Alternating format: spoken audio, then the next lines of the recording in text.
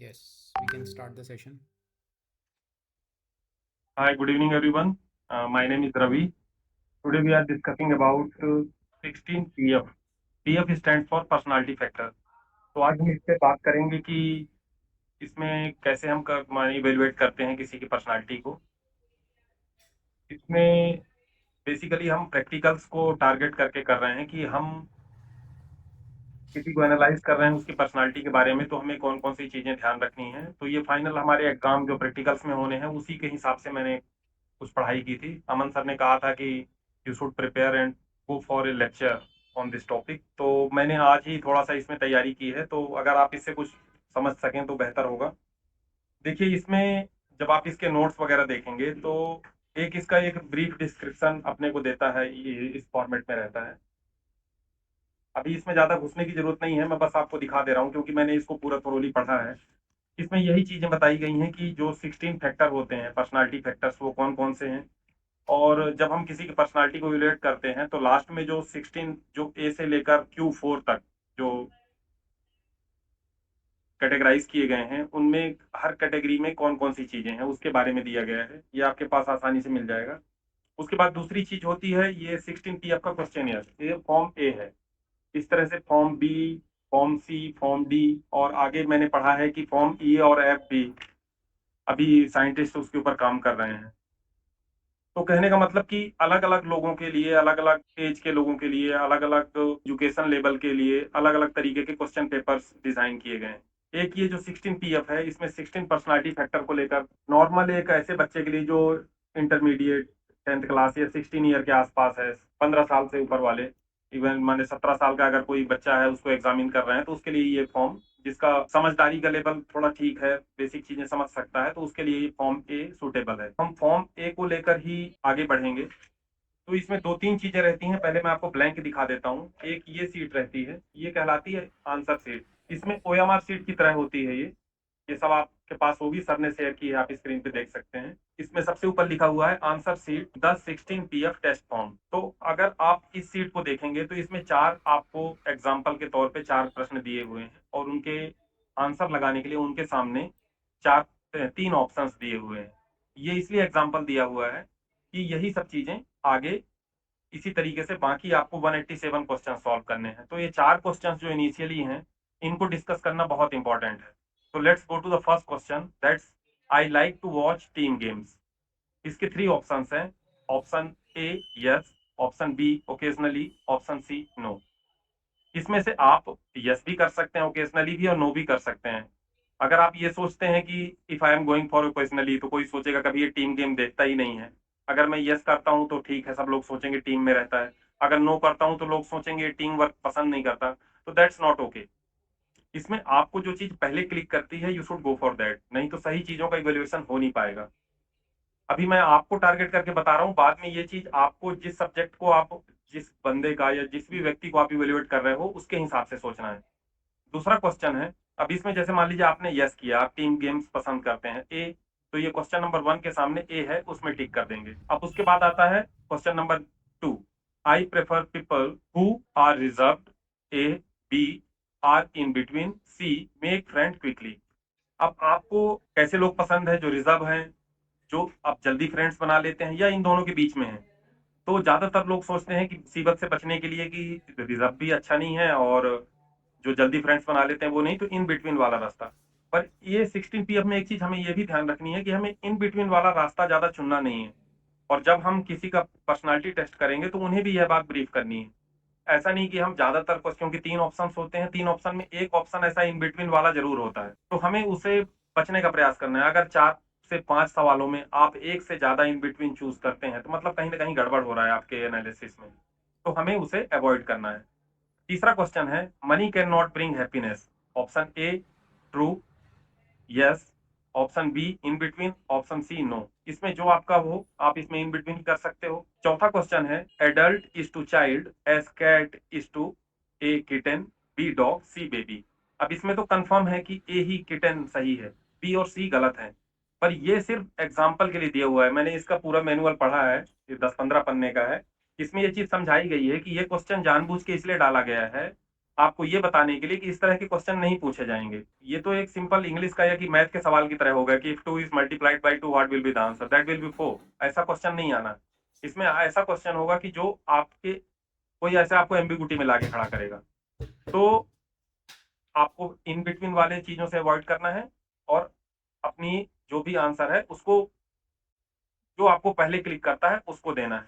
अब इसमें शुरुआत में 2-3 चीजें हैं। देखिए अभी आपका टेस्ट नहीं हो रहा है। आप इस तरह से आप माने हमारी क्लास है आज की कि आप अपने आप को एक एग्जामिनर के तौर पे रखते हैं और आपके सामने आपका सब्जेक्ट है जिसको आपको एनालाइज करना है। तो सबसे पहले आप उसको 2-3 चीजें समझाते हैं। देखिए आपको पहली बात तो आप उन्हें एक कंफर्टेबल जगह में बिठाते हैं, उन्हें पानी के लिए पूछते हैं और उनसे थोड़ा देर नॉर्मलाइज करने के लिए उनसे नॉर्मल बात करते हैं। इन सब के बाद एक अच्छा रैपोर्ट डेवलप करते हैं। उन्हें ये बताते हैं कि आपकी जो भी जानकारी है कॉन्फिडेंशियल होगी। आप जो भी जानकारी है आप सही-सही जानकारी देने का प्रयास करें। आपके पास 3 ऑप्शंस होंगे। जो ऑप्शन आपको सही लगता है वो दें। आप इन बिटवीन वाले ऑप्शन को अवॉइड करें। अगर 4 प्रश्नों में से 1 से ज़्यादा इन बिटवीन करते हैं तो कहीं न कहीं आपका जो जाँच है गलत दिशा में जा रही है। उनसे कह दीजिए कि अगर आपको कोई सवाल समझने में समस्या होती है तो आप मुझसे पूछ सकते हैं। बीच में कोई भी चीज़ समझाने से आप परहेज़ करें। ये सब चीज़ें इस मैनुअल में दी हुई है। कोई भी बात मैं अपने मन से नहीं बता रहा हूँ।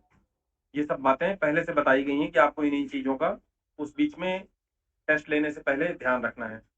अब हम 1-2 चीज़ें समझना चाहते हैं कि शुरुआत में जान लें कि ये रोमैन कैटल जिन्होंने इस थ्योरी को 16 पीएफ पर्सनैलिटी फैक्टर को डिराइव किया है, उसमें वो 2 चीज़ें बोलते हैं कि जो ह्यूमन ट्रेट्स हैं, हमारी आदतें, हमारा स्वभाव और जो हमारा बिहेवियर है, वो 2 चीज़ों से एक सरफेस ट्रेट्स होती हैं और एक सोर्स ट्रेट। जो सरफेस ट्रेट्स होती हैं वो हमें दिखाई देती हैं, पर they are influenced by source traits. तो उन दोनों चीज़ों को भी समझना ज़रूरी है। अब अब हम चलते हैं टेस्ट की तरफ। जब टेस्ट की तरफ जाते हैं, तो ये सब बातें बेसिक चीज़ें समझाने के बाद, जो आपका सब्जेक्ट है, उसको आप ये शीट देंगे और ये क्वेश्चनर देंगे, सारी बातें समझाने के बाद। उन्हें ये भी समझाना है कि कोई भी आंसर सही या गलत नहीं होता है। आपके द्वारा दिए गए 187 आंसर सारे आंसर सही हैं। उसमें गलत होने की कोई गुंजाइश नहीं। वो आप किसी चीज़ को किस लाइन से अब कोई बोले कि शुगर खाना ठीक है, तो कोई बोलेगा हाँ ठीक है, कोई बोलेगा नहीं है, कोई बोलेगा इन बिटवीन है, सबकी अपनी-अपनी सोच है। इसमें टोटल 187 क्वेश्चन्स होते हैं। ये जो फॉर्म ए है, हम फॉर्म ए की बात कर रहे हैं और हम टेस्ट भी इसी का देंगे। तो सारी बातें समझाने के बाद हम उन्हें ये इसमें कुछ इंस्ट्रक्शंस दिए हुए हैं, जो इंस्ट्रक्शंस मैंने आपको जो चीज़ें बताई हैं और उसके बाद उन्हें ये आंसर शीट दे देंगे। आंसर शीट कैसे फिलअप करनी है इसके लिए जो शुरू के 4 क्वेश्चंस हैं, आप अगर देख पा रहे हो आंसर शीट, अमन अगर आंसर शीट शेयर कर देंगे तो लोग फिर से एक बार देख लेंगे। हाँ जी। तो आप आंसर शीट देखेंगे तो सबसे पहले आप सब्जेक्ट से कहेंगे कि आपको जो 4 क्वेश्चंस फर्स्ट में दिए हैं, इन 4 क्वेश्चंस को आप पहले सबसे ऊपर भरिए। आप अपना नाम और बाकी जो डिटेल्स हैं, एज और सेक्स ये मेंशन करना है क्योंकि रेमंड कैटल का मानना है कि लोगों की जो इंटेलिजेंस है, इंटेलेक्चुअल लेवल है, वो उनकी पढ़ाई, उनकी एज और उनके जेंडर के ऊपर बहुत ज़्यादा डिपेंड करता है। कई जगह पे वो मेल और फीमेल को डिफरेंशिएट करने का प्रयास नहीं करते हैं, पर फिर भी कुछ हद तक वो मानते हैं कि इसका प्रभाव पड़ता है। इसलिए इसमें जो भी चार्ट्स दिए गए हैं, जो भी फर्दर फॉर्म्स दिए गए हैं, उसमें फॉर्म ए, फॉर्म बी, फॉर्म सी और जो इसको इवैल्यूएशन करने के लिए भी जो हमें जो चार्टर दिया गया है, उसमें मेल और फीमेल के लिए एज ग्रुप के हिसाब से अलग-अलग किया गया है। आप इस लिस्ट को देखेंगे तो आप आसानी से समझ पाएँगे। इसमें हर एज ग्रुप के लिए इन्होंने जैसे देखिए अगर आपके पास ये लिस्ट हो, अगर आप इसे देख पाते हो तो सबसे पहला पेज जो इन्होंने दिया है, ये इसका नाम है टेबल 1 बोलते हैं इसको, फॉर्म ए का। तो ये 17 साल तक के फीमेल के लिए। अगर हम किसी 17 साल तक की फीमेल को इवैल्यूएट करते हैं तो फॉर्म ए का 17 इयर्स वाला। इसके बाद मेल के लिए है, फिर उसके बाद 20 इयर्स मेल और 20 इयर्स फीमेल के लिए है। उसके बाद 30 इयर्स मेल, 30 इयर्स फीमेल के लिए है। तो सबके सोचने समझने की क्षमता अलग-अलग है, इसलिए उनके लिए अलग-अलग फॉर्म डिराइव किए गए हैं। तो 4 क्वेश्चन्स को हल करने के बाद हम उन्हें समझा देंगे कि ये 4 क्वेश्चन ऐसे हैं, आपका कोई भी सही गलत नहीं है। इस हिसाब से आपका सब्जेक्ट टोटल 187 क्वेश्चन सॉल्व करेगा। ये क्वेश्चन अमन शेयर कर रहे हैं स्क्रीन पे। तो जैसा हमने ओएमआर शीट पे पहले भी एग्जाम दिया होगा, इसमें ये क्वेश्चन पेपर है जो अमन ने शेयर किया है स्क्रीन पे। इसके अंदर 187 क्वेश्चंस हैं और इसमें 187 क्वेश्चंस को ही हल करने के लिए हमारे पास सीट दी हुई है। हर क्वेश्चन के आगे 3 ऑप्शंस हैं, ए, बी और सी। जैसे हम कोई भी क्वेश्चन उठा लेते हैं, जैसे क्वेश्चन नंबर 1 ही है, I have the instructions for the test clearly in my mind. जो भी इंस्ट्रक्शंस इस टेस्ट को लेकर हैं वो मेरे दिमाग में पूरी तरीके से हैं, यस, अनसर्टेन, नो। आप कॉन्फिडेंट हैं, यस हैं तो यस करिए, अनसर्टेन है तो बी करिए, और इंस्ट्रक्शंस आपके दिमाग में क्लियरली नहीं है तो आप नो कर दीजिए। पर अब समझाने के बाद पहला ऑप्शन तो यस ही होना चाहिए, तो आप ए में टिक करेंगे। अभी आप मान लीजिए कि आप खुद ही कर रहे हैं, अभी आप अपने सब्जेक्ट से या कि जिसका आप टेस्ट ले रहे हैं उसका नहीं करा रहे हैं, क्योंकि जब हम खुद कर लेंगे अच्छी तरीके से तब हम उनसे करा पाएंगे। तो इसको टिक करने का भी समय लगभग 40 मिनट से लेकर 1 घंटे का होता है। इंस्ट्रक्शन देते समय एक बात और बताना है, मैं मिस कर गया था, वो बता दूं दोबारा से, कि जो भी जिसका भी हम टेस्ट लेंगे उन्हें बोलेंगे कि आप इस हिसाब से करें कि 1 मिनट में कम से कम 4 से 5 सवाल हो जाने चाहिए। अगर उससे ज्यादा समय लगता है तो आप गलत तरीके से कर रहे हैं। अगर इसी स्पीड से करते हैं तो लगभग आधे घंटे में या 40-45 मिनट में आपके पूरे 187 क्वेश्चंस हो जाने चाहिए। अगर उससे ज्यादा समय लग रहा है फिर आप ज्यादा सोच रहे हैं और सही जवाब नहीं दे पा रहे हैं। ये बेसिक मैनुअल के हिसाब से जो साइंटिस्ट है उन्होंने बताया।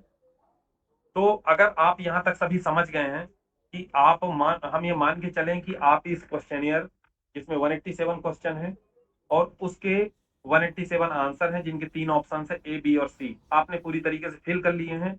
अगर यस है तो प्लीज यस करें, हम आगे बढ़ते हैं। अभी आपको करना नहीं है, मान लेते हैं कि आपने कर लिए हैं, क्योंकि आप करने बैठेंगे तो 1 घंटा उसी में लग जाएगा। अमन, अगर आपकी तरफ से कंफर्मेशन हो तो हम आगे बढ़ें।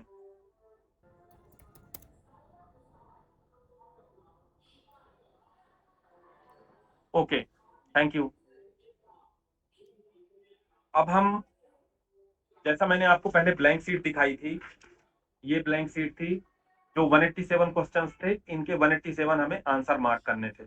अब मैंने इसमें 187 आंसर मार्क कर लिए हैं। मैं दूसरी सीट उठा रहा हूं जिसमें मैंने 187 आंसर्स मार्क कर रखे हैं। ये सीट है, इसमें पहले ऊपर मैंने अपना नाम लिखा है, एज लिखी, जेंडर लिखा, और साथ में 187 क्वेश्चंस के ए, बी, सी जो भी मुझे उचित लगे मैंने 187 आंसर्स इसमें मार्क कर दिए हैं। अब इसके बाद एक सबसे महत्वपूर्ण कहानी शुरू होती है। अब अमन, अगर हमारे पास टेबल 33 है तो प्लीज टेबल 33 स्क्रीन पे दे देंगे। टेबल नंबर 33 का क्या महत्व है मैं आपको समझा देता हूँ।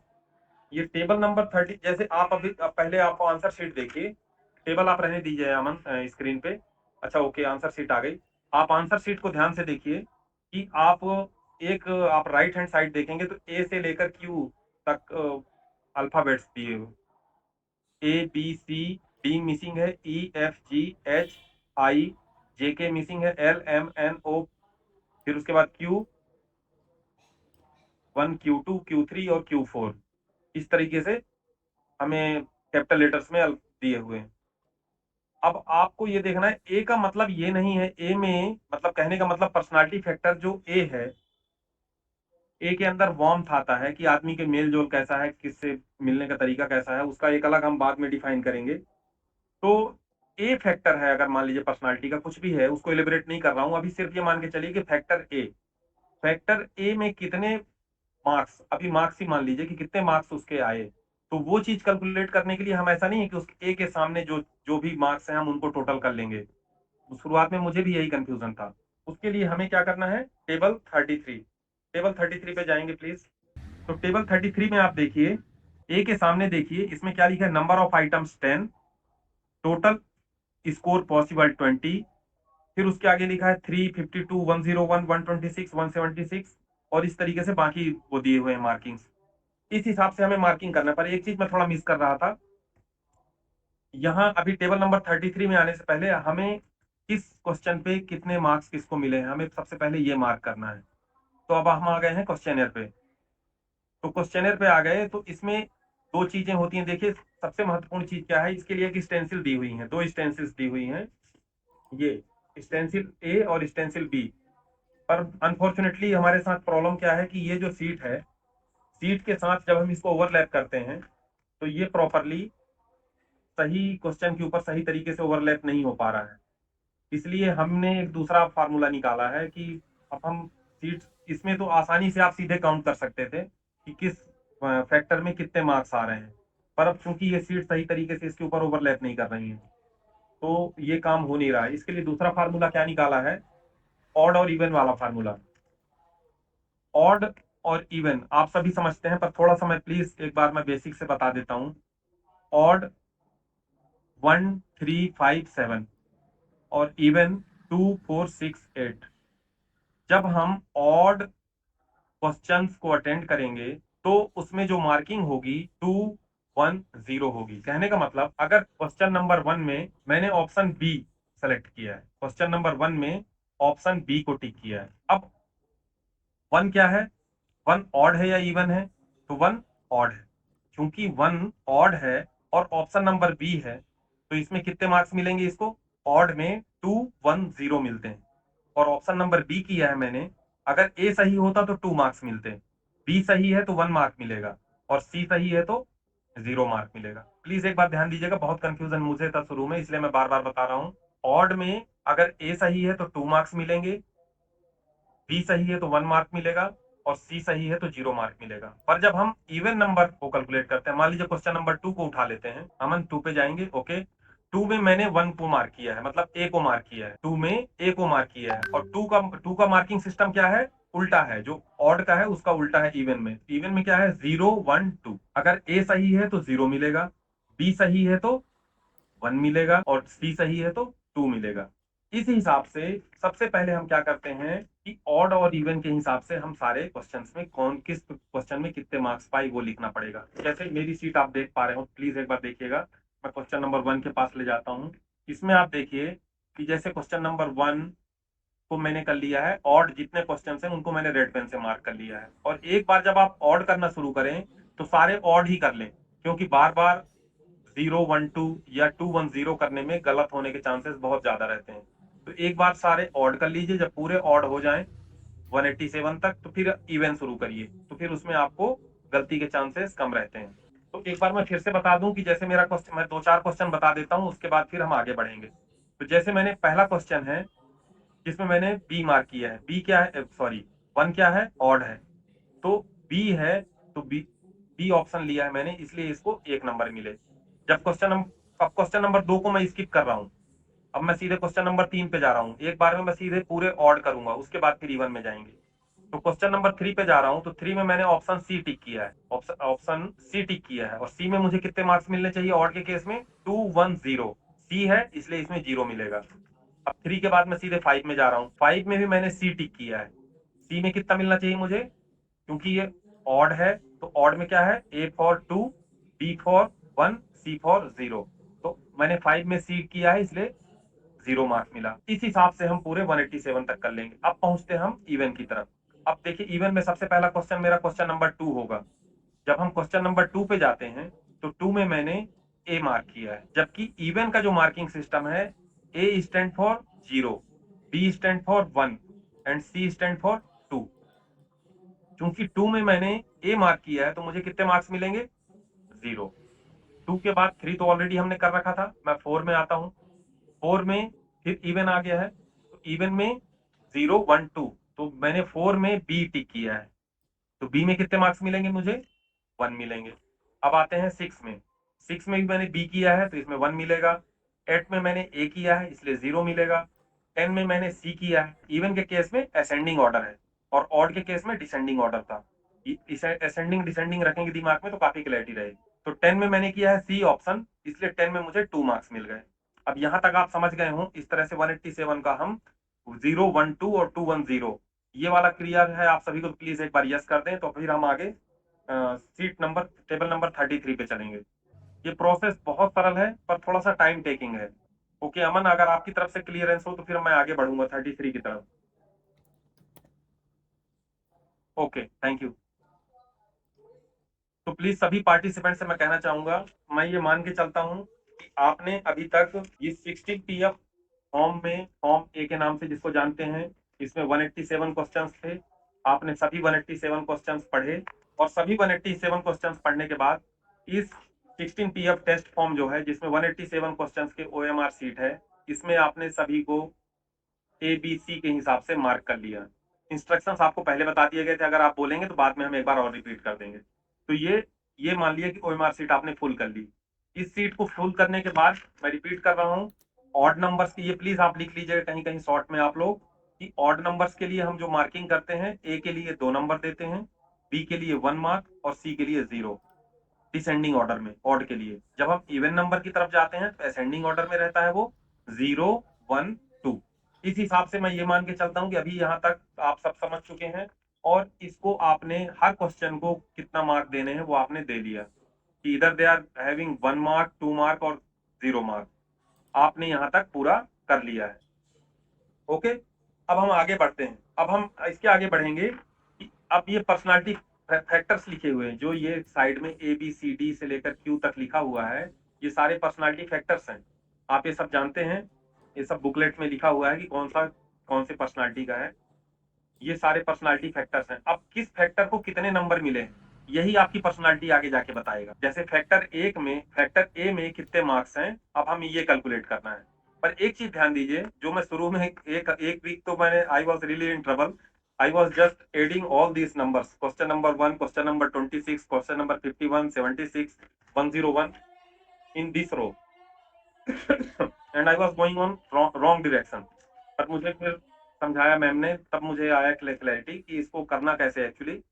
अब आपने इस सीट को पूरा मार्क कर लिया है, और हर क्वेश्चन को आपने 012 या 210 जो भी मार्क्स थे वो आपने दे दिए हैं। Now come to table number 33। अब हम यहाँ आ जाते हैं। आपके पास ये टेबल होना जरूरी है, तभी हम इसकी मार्किंग कर पाएंगे। अब इस टेबल को ध्यान से देखिए। आप टेबल में आप सबसे ऊपर देखिए ए, फैक्टर ए। फैक्टर ए के आगे आप देखेंगे number of items 10, total score possible 20। ए के सामने हम देख रहे हैं टोटल स्कोर पॉसिबल 20। तो आप तो जानते ही हैं कि मैक्सिमम मार्क्स 2 हैं, अगर 10 क्वेश्चन है तो 20 ही मिल सकते हैं। अब जो फैक्टर ए है उसमें हमें कौन कौन से क्वेश्चन शामिल करने हैं ये हम डिसाइड नहीं करेंगे, ये पहले से प्री डिसाइडेड है। तो टेबल ए में question number 3, question number 52, 101, 126, 176, 26, 27, 51, 76 and 151 है। अब हमें देखना है कि इस सीट में किस क्वेश्चन में कितने मार्क्स हैं। तो अब हम क्वेश्चन नंबर 1 को नहीं देखेंगे, we should go for question number 3। तो इसके लिए हम एक इजी वे में क्या करता हूँ, जैसे मैंने किया है ये किया है। देखिए, आप सबसे पहले देखिए, मैंने पर्सनालिटी फैक्टर ए लिखा है। ए के सामने, क्योंकि आप जैसे इतने सारे 10 क्वेश्चन में कितने मार्क्स हैं वो आप बाद में भूल जाएंगे, तो क्वेश्चन नंबर 3 में मैंने कितने मार्क्स पाए हैं, इस सीट में हम देखेंगे। क्वेश्चन नंबर ए में मैंने पाया है 0, तो मैंने ए के सामने पहला क्या लिख दिया, 0। 3 के बाद देखिए, आप सीट में देखेंगे 33, टेबल नंबर 33 पे 3 के बाद क्वेश्चन नंबर 52 आ जाता है। Question number 52। अब मुझे अपनी इस वाली सीट पे, अमन आप इसी को रहने दीजिएगा, टेबल नंबर 33 को आप स्क्रीन पे रहने दीजिए। अब आप इस सीट पे, अपनी आंसर सीट पे देखेंगे कि 52 में कितने मार्क्स पाए हैं। तो मैंने 52 में भी 0 पाया है, तो मैंने ए के सामने 0 और फिर उसके बाद दूसरा 0 रख दिया। फिर 101 में कितना पाया है, मैं देखता हूँ 101 में मेरे कितने मार्क्स हैं। 101 में भी मेरे 0 हैं, तो 101 में भी मैंने 0 लिख दिया। इस तरीके से इसमें टोटल 10 प्रश्न आते हैं। 10 क्वेश्चन के मैंने उनके सामने ये लिख दिए। फर्स्ट वाली लाइन आप देख पा रहे होंगे, रेड वाली लाइन, इसमें मैंने किस क्वेश्चन में कितने मार्क्स पाए हैं सारे लिख दिए फैक्टर ए के लिए। इसी तरीके से अब हम चलते हैं फैक्टर बी की तरफ। अब फैक्टर बी में देखिए कौन कौन से हैं। टोटल 13 क्वेश्चन हैं, टोटल स्कोर पॉसिबल इसमें 13 ही बोल रहे हैं। और क्वेश्चन कौन कौन से हैं, 152, 177, 178, 28, 53, 54, 78, 103, 128, 77, 102, 127 और 153। कई बार आपको एक कंफ्यूजन होता होगा, यहाँ ध्यान से देखिए, वो आपके सामने की सीट है, ये देख पा रहे हैं आप। तो बाकी सब फैक्टर्स के लिए सिर्फ एक इधर साइड कॉलम है और इधर साइड क्वेश्चन लिखे, पर बी वाले में बीच में भी है। तो हमें बी वाला जब सेक्टर करते हैं तो उसमें हमें तीनों फील्ड से हमें उठाने हैं। तो मैंने बी वाले क्वेश्चन के लिए क्या किया, इसी तरीके की सीट में बी के सामने पहला क्वेश्चन था मेरा क्वेश्चन नंबर 152। 152 में ही मेरे 0 हैं, तो सबसे पहले बी के सबसे पहले हमने यहाँ पर 0 कर दिया। दूसरा क्वेश्चन क्या है, 177। 177 में मेरे कितने हैं, मुझे 1 मार्क मिला है, तो मैंने बी के 0 के बाद 1 कर दिया। आप यहाँ तक समझ गए हैं? तो प्लीज अगर यहाँ तक समझ गए हैं तो एक बार ओके कर दें, फिर मैं आगे बढ़ूं। बिल्कुल, अब हम फाइनल लगभग मान के चलिए कि हमारा पूरा होने वाला है। अब आप अगर यहाँ तक आपके समझ में आ गए हैं तो बिल्कुल हम सही दिशा में जा रहे हैं। एक बार मैं शॉर्ट में बता दे रहा हूँ कि सबसे पहले आपने क्वेश्चन शीट देखी, इसमें 187 क्वेश्चन है। आपने इन 187 क्वेश्चन को जो भी आपको एबीसी ऑप्शन सही लगे वो आपने लिख लिया। उसके बाद से ऑड और इवन के हिसाब से आपने इसको नंबर दे दिए। ऑड में 210 थे और इवन में 012 ए बी और सी के हिसाब से आपने मार्क कर दिए। अब यहां तक करने के बाद अब हम टेबल नंबर 33 पे आते हैं। ये फैक्टर वाइज बताता है कि फैक्टर ए के लिए कौन से क्वेश्चन होंगे, फैक्टर बी के लिए कौन से क्वेश्चन होंगे और फैक्टर सी के लिए कौन से क्वेश्चन होंगे। ये हम डिसाइड नहीं करते, पहले से प्री डिसाइडेड है। फैक्टर ए के लिए जो क्वेश्चन थे मैंने उनके सारे कितने कितने मार्क्स थे सब एक जगह लिख लिए। फैक्टर बी के लिए लिख लिए। इस तरह से मैंने पूरे फैक्टर Q4 तक के जो फैक्टर्स थे सारे के मैंने टोटल जितने भी क्वेश्चन थे सबके मार्क्स लिख लिए। अब हम सारे मार्क्स को ऐड कर लेते हैं, जितने मार्क्स आए सभी को ऐड कर लेते हैं। जैसे मुझे फैक्टर ए में टोटल 8 मार्क्स मिले, I got 8 marks for factor A. Factor B के लिए मुझे 15 मार्क्स मिले। हम सभी फैक्टर्स को टोटल कर लेते हैं। This is called raw score. तो ये मैं मान के चलूं कि आप सभी रॉ स्कोर निकाल लेंगे। लेट्स फिर इसके बाद हम चलते हैं स्टेन स्कोर के लिए। प्लीज एक बार यस कर दें। किसी को कुछ डाउट्स हैं तो पूछ लीजिए। अभी हम सिर्फ यहीं तक देखेंगे। हमने सारे जो ए से लेकर Q4 तक हैं they are called personality traits. उन पर्सनालिटी ट्रेट्स में हर पर्सनालिटी ट्रेट के क्वेश्चन डिसाइडेड थे कि इस पर्सनालिटी ट्रेट में ये 10 क्वेश्चन है, किसी में 12 है, किसी में 14 है। तो जो भी क्वेश्चंस थे उसमें जो भी मार्क्स थे उन सारे मार्क्स को हमने एग्रीगेट कर लिया और जो टोटल हुआ फैक्टर ए के सामने जो उसके मार्क्स आए, जैसे मेरे फैक्टर ए में 8 मार्क्स आए, बी में 15, सी में 9, डी और ई में 10, एफ में 10, ये कहलाते these are called raw scores. तो हम ये मान के चलें कि रॉ स्कोर सभी निकाल ले रहे हैं। फिर आगे बढ़ें प्लीज। किसी की कोई क्वेरी नहीं है तो आप आगे चलो। Okay good. तो बहुत अच्छा। अब हम रॉ स्कोर निकाल लिए। सारी कहानी यहीं तक थी, सारी डिफिकल्टी रॉ स्कोर तक। रॉ स्कोर के बाद स्टेन स्कोर वेरी इजी है। अब स्टेन स्कोर के लिए हम चलेंगे। देखिए स्टेन स्कोर में इतनी बड़ी बुकलेट दी हुई है स्टेन स्कोर निकालने के लिए। इसमें कम से कम 25-30 पेजेस हैं, पर इसमें घबराने की जरूरत नहीं है। ये बुकलेट है, ये सिर्फ रॉ स्कोर से स्टेन स्कोर निकालने की बुकलेट है। पर इसको इतना ज्यादा एग्जॉस्टिव बना दिया है, इसलिए बना दिया है क्योंकि जो साइंटिस्ट मानता है कि हर एज ग्रुप में और इंटेलिजेंस के हिसाब से लोगों के सोचने समझने की और एक ही सवाल का जवाब देने की अलग अलग तरीका हो सकता है। एक बच्चा 17 साल का बच्चा दूसरे तरीके से दुनिया को देखता है और एक 20 साल का बच्चा अलग देखेगा और एक 30 साल से ऊपर वाला अलग नजरिए से देखता है। इसलिए उनके लिए सेम क्वेश्चंस के लिए अलग तरीके से स्टेन स्कोर की मार्किंग किया। अभी जो स्टेन वर्ड है, स्टेन STEN, ये कुल मिला के कहने का है कि एक परसेंटेज जैसा है। जैसे हम मान लीजिए कि कोई 100 में 80 नंबर पाता है, someone get 80 marks out of 100 marks, then how much it will be in proportionate to 10, तो 8 मार्क्स होंगे। आप ये बात मेरी समझ पा रहे होंगे कि अगर 100 में से कोई 80 मार्क्स पाया है तो 10 में वो 8 मार्क हो गए, या कि 10 में अगर 8 मार्क्स पाए हैं तो 100 में 80 मार्क्स होंगे। तो कहने का मतलब इसको इजी करने के लिए इज टू 10, मतलब 10 के कंपैरिजन में कितने मार्क्स हैं हम उसको एक कर लेते हैं तो सभी को इजिली इवेल्युएट किया जा सकता है। तो वो 10 के कंपैरिजन में करने के कारण इसको स्टेन मार्क्स कहा जाता है। अब इस प्रोफार्मा में क्या है मैं आपको बता दूं, शॉर्ट में बताता हूं फिर आगे बढ़ता हूं। इसमें जैसे पहला फॉर्म है टेबल नंबर 1 दिया है, उसमें फीमेल फॉर्म ए दिया है। फिर क्या है फीमेल फॉर्म बी 17 ईयर्स का। अब ये फॉर्म ए और फॉर्म बी क्या है, देखिए ये क्वेश्चनियर हमारा ए है, इसमें क्या लिखा है फॉर्म ए लिखा है। तो हम आंसर जो स्टेन स्कोर निकालना होगा तो हम फॉर्म में करेंगे। इस तरह के questionnaire B, C, D, E और F तक सर्कुलेशन में है। अभी डी और ई एफ अभी अपने पास है नहीं, उन पे काम चल रहा है जो भी है, पर हमें ए पे काम करना है। तो हम फॉर्म ए को कैलकुलेट कर रहे हैं, तो ये टेबल भी हम ए वाली उठाएंगे। इसी तरीके से इसमें मेल के लिए भी है 17 ईयर्स के लिए फॉर्म ए फॉर्म बी, और फिर एक फॉर्म होता है फॉर्म A+B। तो हम फॉर्म A+B वाला यूज कर रहे हैं अभी, क्योंकि मैम ने कहा था कि फॉर्म A+B ही आप लेके चलिए। दूसरा है 20 ईयर्स के लिए फॉर्म ए फॉर्म बी फॉर्म A+B। वैसे फिर 30 ईयर्स के लिए फॉर्म ए फॉर्म बी फॉर्म A+B। इस तरह से करते हुए जब हम आगे बढ़ते हैं तो जब हम टेबल नंबर 25 में पहुंचते हैं, ये है टेबल नंबर 25। ये टेबल नंबर 25 क्या मैं पढ़ के सुना दूं, जनरल पॉपुलेशन के लिए है। Male plus female form A based on age 30 years. तो आप अपने दिमाग में एक परसेप्शन लेके चलिए कि आप जिस भी बंदे का ये साइकोलॉजिकल इवैल्यूएशन करेंगे या कि जो भी हमारा सब्जेक्ट होगा, वो हमारे बीच से ही कोई होगा। तो ना तो हमें कोई 17 साल का बच्चा मिलने वाला, ना कोई 20 साल का, जो हमारे बीच से ही होंगे। तो आप ये मान के चलिए कि यही टेबल फॉर्म नंबर 25 ही अपने काम आना है। मेल फीमेल दोनों के केस में हम इसी को यूज करेंगे, क्योंकि हम इसमें डिफरेंशिएट करने की कोशिश नहीं करेंगे कि मेल का आईक्यू लेवल अलग है, फीमेल का अलग है। तो हम ये फॉर्म नंबर 25 को लेकर आगे बढ़ेंगे। तो इस फॉर्म का नाम है table number 25, form for general population male plus female form A based on age 30 years. तो यहां तक क्लियर है? आप सभी इस फॉर्म को देख पा रहे होंगे, फॉर्म नंबर 25। अभी इससे हम क्या कैलकुलेट करेंगे? Sten score. तो अभी सबसे पहले मैंने आपको दिखाया था, ये फॉर्म 16 दिखाया था। इसके बाद आपने आंसर शीट भर ली, आंसर शीट आपकी पूरी हो गई। आंसर शीट पूरी करने के बाद आपने सबके रॉ स्कोर निकाल लिए, सभी पर्सनालिटी फैक्टर्स के। ये सारे रॉ स्कोर हैं, ओके। पर जब हम प्रैक्टिकल करेंगे तो हमें एक चीज से और सामना करना होता है, जो कहलाता है स्टेन स्कोर वाला।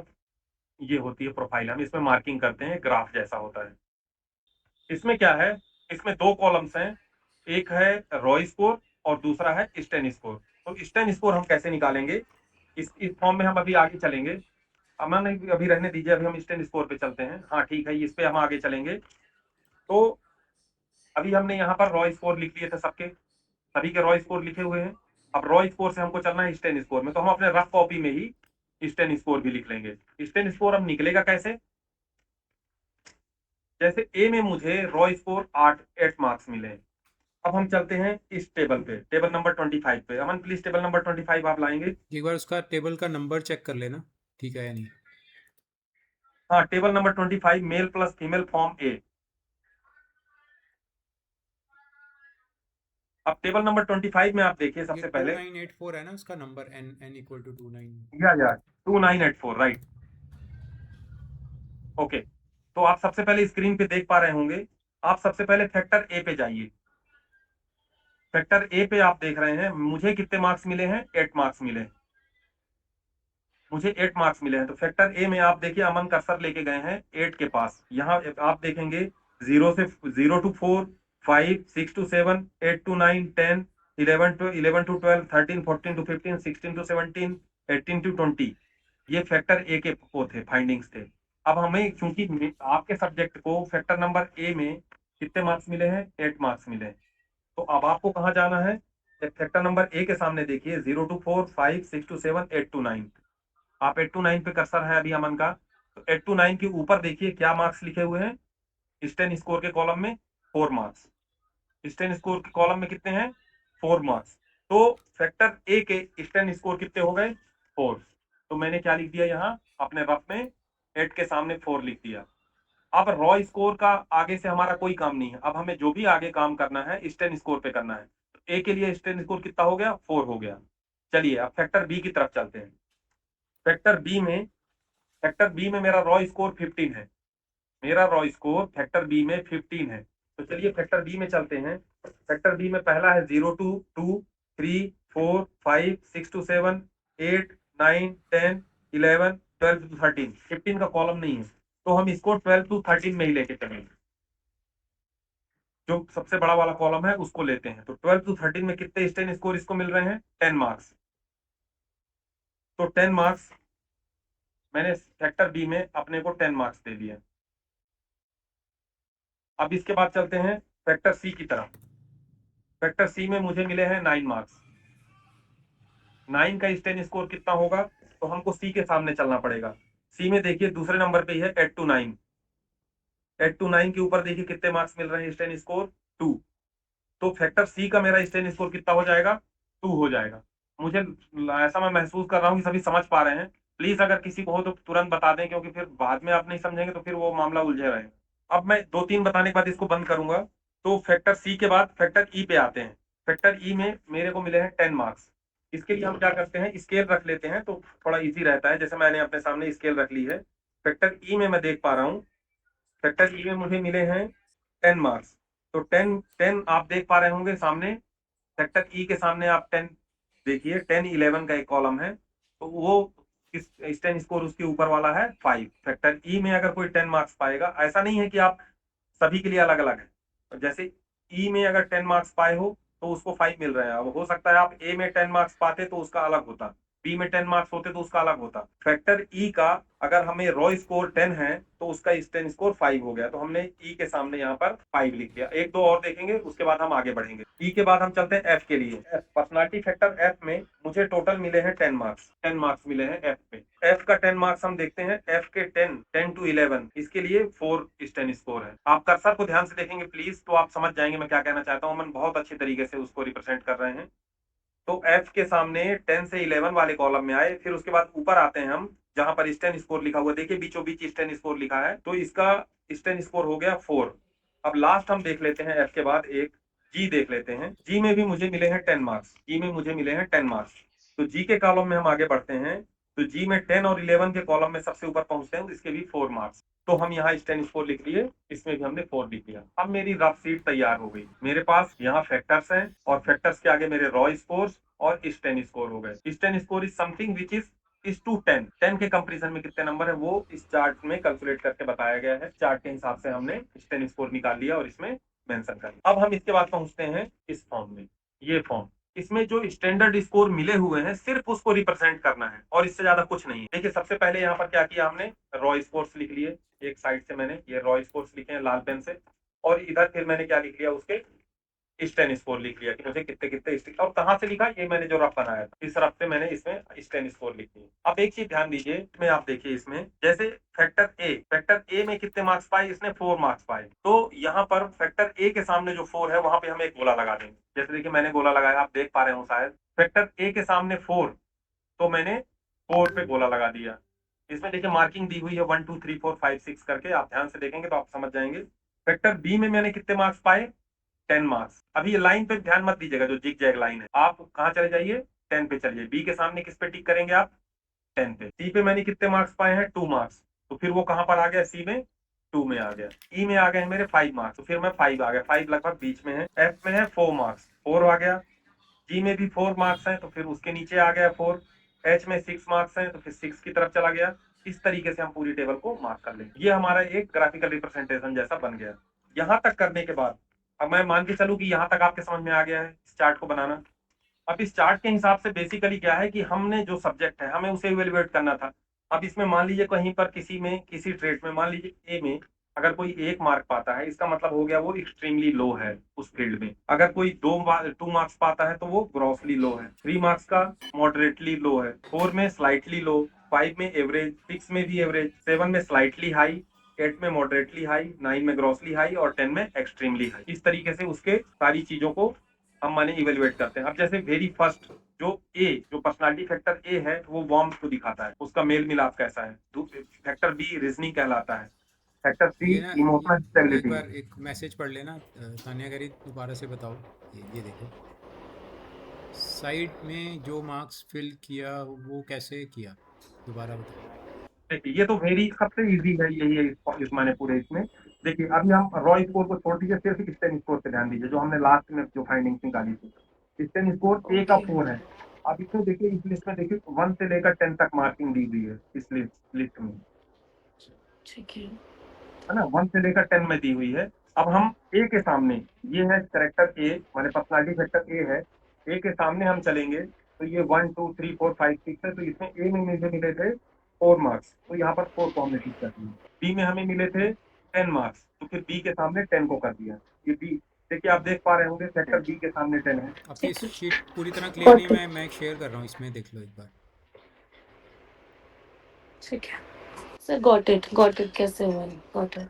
Thank you. जिस फैक्टर के सामने जो मार्क्स है उस वहां पर हम उसको मार्क कर देते हैं। यहाँ 1 से लेकर 10 तक की लाइन ऑलरेडी दी हुई है, ये ठीक है। रवि, इसमें भी मैंने टिक किया ना। हाँ बिल्कुल राइट है। जो हर फैक्टर है, हर फैक्टर बताता है कि उसकी पर्सनालिटी के बारे में क्या है। जैसे फैक्टर ए का हमने बताया कि वार्म, उसका मेल जोल कैसा है, अच्छे से मिलता है कि साइनस रहती है। तो जैसे उसका रॉ स्कोर 4 था, स्टैन स्कोर उसको हमने रॉ स्कोर कितना दिया था, उसको रॉ स्कोर 8 था और उसको स्टैन स्कोर 4 मिले मतलब लॉ है पर ज्यादा लो नहीं है। थोड़ा सा हम उसको समझाते हैं कि मिलने जुलने में, इंटरेक्शन करने में इंटरमीडिएट है। अगर फैक्टर बी की तरफ जाते हैं हम, फैक्टर बी हमारा रीजनिंग है, रीजनिंग में मुझे स्टैंड स्कोर 10 मिले। अगर बी का स्टैंड स्कोर 10 है तो इसका मतलब क्या है, काफी हाई है। अगर स्टैंड स्कोर 10 आ रहा है मतलब कि जो कॉग्निटिव कैपेसिटी है काफी हाई है। इस तरीके से सभी फैक्टर्स हैं। अब सभी फैक्टर्स को यहाँ समझाने में थोड़ा सा बहुत ज्यादा टाइम लग जाएगा, क्योंकि 16 फैक्टर्स हैं, ये आप पढ़ सकते हैं। तो उसमें जितने मार्क्स हैं, अगर वो 5 और 6 है तो मतलब बंदा एवरेज है। अगर वो 4 से बिलो है, 4 है तो मतलब थोड़ा लो है, 4 से कम है तो काफी लो है। तो हम यही उसी फैक्टर के बारे में 2 लाइन हमें फिर लिखनी है, और यहाँ पर जाके फिर हमारा प्रोजेक्ट लगभग पूरा हो जाता है। सारे फैक्टर्स को हम लिख चुके होते हैं। उसके बाद जो हमारा सब्जेक्ट है, हम उससे बोलते हैं कि आपको हमारा कैसा लगा, हमारा एनालिसिस, आपका काम करने का तरीका। उससे उसके कुछ वर्ड्स लिखने के लिए हम बोलते हैं, तो वो अब हमारे बारे में कुछ लिखता है, और फिर हम उसके बारे में फाइनली हम कुछ सजेस्टिव नोट लिखते हैं कि भाई आपको नहीं, मतलब पूरा सजेशन फॉर इम्प्रूवमेंट जो हमारे एनालिसिस के बेस होता है। इसमें हम सबसे पहले जो कमियां होती हैं उनको लिखते हैं, फिर इंटरमीडिएट चीजें, और जो उनके गुड फैक्टर्स होते हैं उनको लिखते हैं कि आपने किस किस फील्ड में आपने बढ़िया काम किया है। तो 3 पार्ट्स में करके इसको हम ब्रेक करते हैं। तो ये तो आप कोई भी फाइल देखेंगे, जैसे प्रैक्टिकल फाइल, तो उसमें आपको सारा समझ में आ जाएगा। मेन चीज ये था कि एक बार मैं सारा समराइज कर देता हूँ, उसके बाद हम बंद करेंगे। सबसे पहले ये 16 पीएफ की ये क्वेश्चनियर है, इसमें 187 क्वेश्चन हैं। इन 187 क्वेश्चन को हम इस शीट में ए, बी और सी के तरीके से हम इसमें माने मार्क करते हैं। मार्किंग करते समय हम प्रयास करते हैं कि बीच वाला ऑप्शन जो कि पता नहीं करके ऐसा मेल घोल मेल वाला आंसर होता है वो नहीं देना है।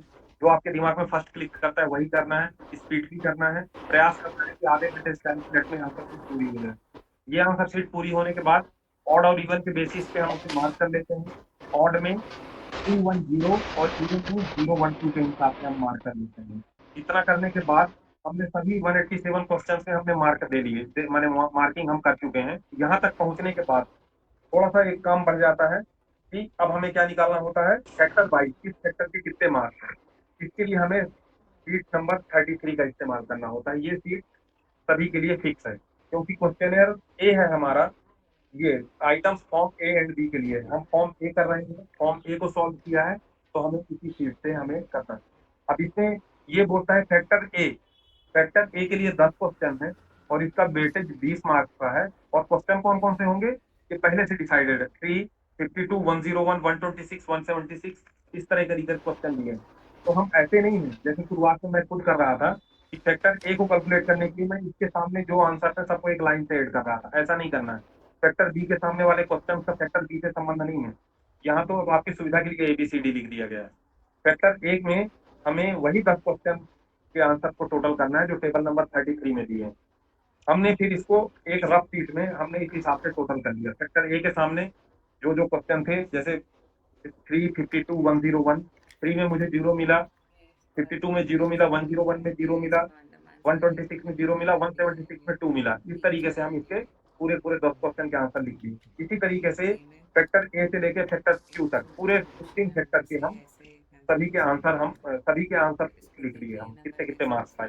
फिर सभी को हम टोटल कर लेते हैं। सभी को टोटल करने के बाद जो ये पहले वाले मार्क्स हैं, मैं रेड पेन से कर देता हूँ इसको। ये ये जो मेरे सर्किल के अंदर है रेड पेन से, ये रॉ स्कोर्स है। ये इन सबका इनका टोटल जो हुआ ये रॉ स्कोर है। रॉ स्कोर को फिर हमें स्टेन स्कोर में कन्वर्ट करना पड़ता है। स्टेन स्कोर स्टेट और इस टू 10 माने 10 के कंपेरिजन में कितने मार्क्स होते हैं। स्टेन स्कोर निकालने के लिए हमारे पास टेबल हमने बताइए, टेबल नंबर 25, क्योंकि 30 ईयर्स के बंदे का मैंने इवेल्युएशन किया है, तो टेबल नंबर 25 के हिसाब से मैं स्टेन स्कोर निकालेंगे। स्टेन स्कोर निकालना बहुत ईजी है, आप एक टेबल लेके बैठेंगे आप खुद समझ जाएंगे। अब हमने स्टेन स्कोर भी निकाल लिया। अब हम लास्ट में ये वाली सीट पकड़ते हैं। इस सीट में हम क्या करते हैं, सबसे पहले रॉ स्कोर लिख लिए, यहाँ स्टेन स्कोर लिख लिए, और जिस फैक्टर के सामने जो स्कोर है, जैसे फैक्टर ए के लिए 4 मार्क्स है तो बी 4 ये लिखा है, देखिए 1, 2, 3, 4, 5, 6, 7, 8, 9, 10। फैक्टर ए में 4 मार्क्स मिले तो हम ए के सामने 4 कर दिए, 4 में मैंने गोला लगा दिए। फैक्टर बी में कितने मिले, 10 मार्क्स मिले, तो ये 10 में पहुंच गया। इस तरह से हमें कर लिया, एक ग्राफ बन गया। अब इस टेबल को ही देखेंगे, इसमें ही लिखा हुआ है कि मार्क्स का अगर कम पाया है तो उसकी पर्सनालिटी कैसी है, और ज्यादा पाया है तो उसकी पर्सनालिटी कैसी है, इसका विवरण लिखा है। तो हम इनको इसमें जितने मार्क्स मिले हैं उस हिसाब से हम पर्सनालिटी के सामने हम उसको मेंटेन वो कर देते हैं कि भाई आपने आपकी पर्सनालिटी में इस चीज में ये कमी थी और ये बढ़िया थी। और जो हमारा सब्जेक्ट है हम उससे सजेशन ले लेते हैं कि हमारा आपका इवेल्युएशन जो किया इवेल्युएटर था वो आपको कैसा लगा, उनके काम करने का तरीका कैसा लगा। उसके बाद फिर हम उनको सजेशन फॉर इम्प्रूवमेंट करके 4 लाइनें लिखते हैं। यहाँ प्रैक्टिकल समाप्त हो जाता है। Aman please, I have done from my side, आप बताएं। किसी की कोई क्वेरी हो तो पूछ लीजिए। थैंक यू रवि, कोई क्वेरी नहीं है अभी। Thank you so much, Ravi and Aman. That was a Thank great you. help. Thank you very, very much. Thank Really you. grateful to you both. Thank you, Aman. Thank you. Thank you. Thank you, okay, good night.